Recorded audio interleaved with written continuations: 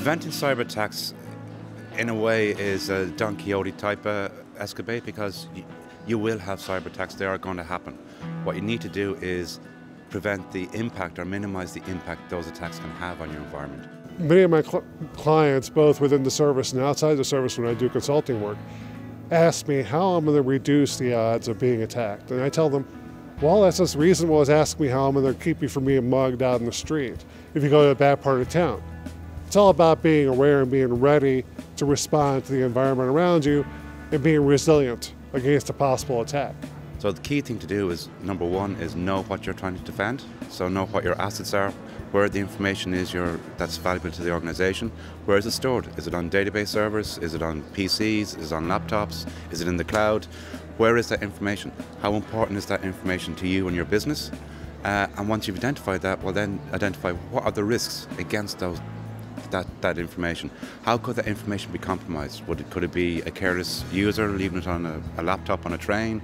Could it be an external hacker breaking into your system through a vulnerability on your web server? Could it be a virus coming through on your network? So where those vulnerabilities are, and what risks they pose against that data. If you turn all your tools on as if you're protecting everything, you're going to get a lot of false alarms, you're going to get a lot of false positives, your team's going to get numb because they can't follow up on everything. But if instead you get very focused on the most critical assets and you start tuning the technology to be very focused on the risk associated with protecting those assets, then you're going to have a better chance of actually seeing that you've been hacked sooner and be able to actually detect and deflect and defend against those attacks. So I like to think about the three-legged stool of compromise, and there are three legs. There's value, threat, and vulnerability. Value is something that your business has. That's how you run a business, by providing some value that you monetize in some way. But that also is what creates threat, because an external attacker wants to compromise that value in some way. Then vulnerability, that's the mechanism by which the attacker exercises the threat to compromise that value. So the problem many companies that I've come across have at the moment is that they don't see information security as a business problem. They see it as an IT security problem, and therefore it's the job for the IT manager to look after. And the IT manager, while he may be doing the best job he can do, is not a business person. They may not understand, well, this piece of information is very important because of X, Y, and Z. There may be business reasons behind it rather than, if you like, technical reasons.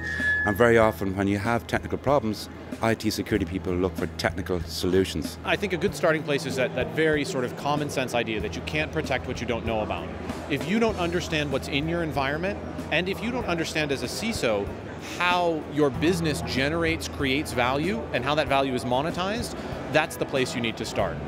Because you'll find that you're probably spending money on things that aren't actually effective at protecting the value of your business if you don't understand what that business value is.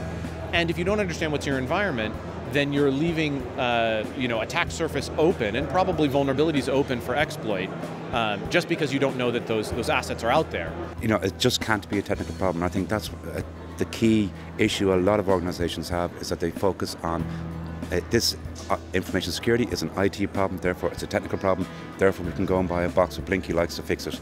That's not going to be the case. Business leaders are always about risk and risk mitigation. If you have a discussion with them at the high level, you can kind of find out what's the tolerance level and probably save a lot of time and effort that you're trying to do.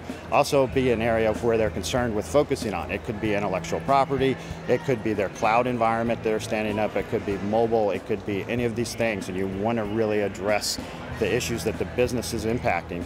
Because once you address those issues, you can generate metrics to show, hey, we were here and now we've moved over here, and you can actually show a due diligence process to say, here's where we were and here's where we actually moved. So you end up with budget and other things that go along with that. Last year I spoke at the Black Hat Executive Summit about BYOD. And there were a lot of people saying that the devices themselves were the source of risk. No, it's a computer. It's how you manage it. So the way that businesses can manage risk is to understand, what does this risk mean? How is that? Why are we taking this risk? What kind of revenue are we generating from taking that risk? And once you decide, yes, the risk is worth taking, we're making money here, how do we mitigate the odds of the loss? And how are we resilient against the eventual attack? Because you will be attacked. You will get mugged at some point if you keep walking the streets. But if you're prepared, you only carry so much money, it doesn't matter.